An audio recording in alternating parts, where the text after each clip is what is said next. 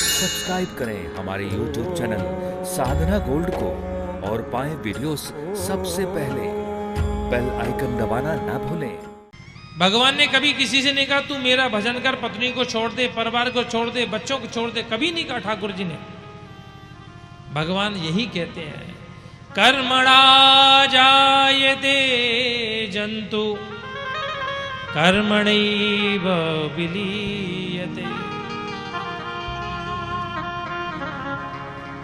केवल तू कर्म करता चल, फल की इच्छा मत कर, और प्रत्येक जीव को उसके कर्म के हिसाब से फल मिलता है।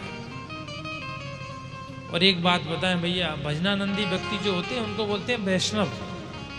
विष्णु दीक्षा युक्त न यशसा वैष्णवा।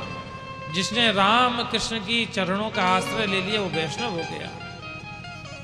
जरा विचार करें, जो परमात्मा संसार का भरण पोषण करता है, संसार की रक्षा करता है, सुरक्षा करता है, प्रभु हाथी के लिए वन की व्यवस्था, चींटी के लिए कण की व्यवस्था करता है, क्या वो अपनी जन की व्यवस्था नहीं करेगा?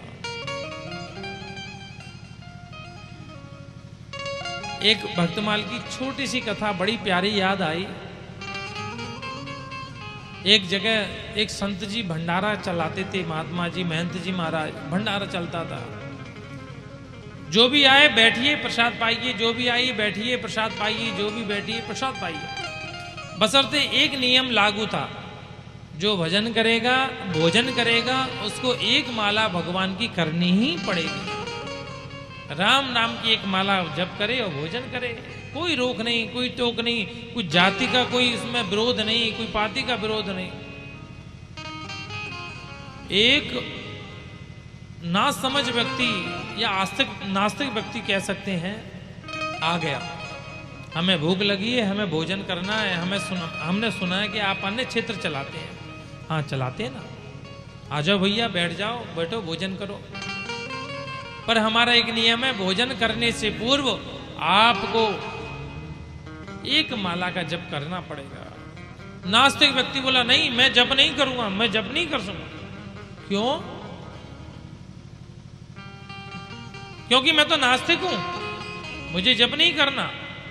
महात्मा जी ने कहा तू नास्तिक बना रहे पर भोजन के लिए ही कर ले, क्योंकि हमारा नियम है हम भोजन उसी को देते हैं जो एक माला भगवान की फेरता है।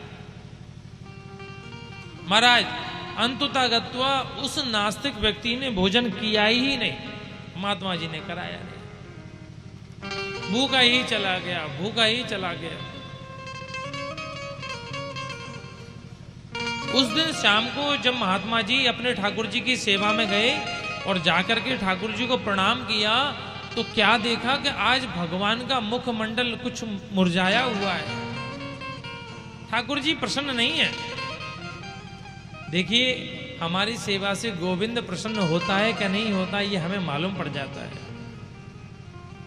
हम भगवान की सेवा करें और भगवान का विग्रह मुस्कुराने लगे, समझ जाओ हमारी सेवा फलीभूत हो रही है।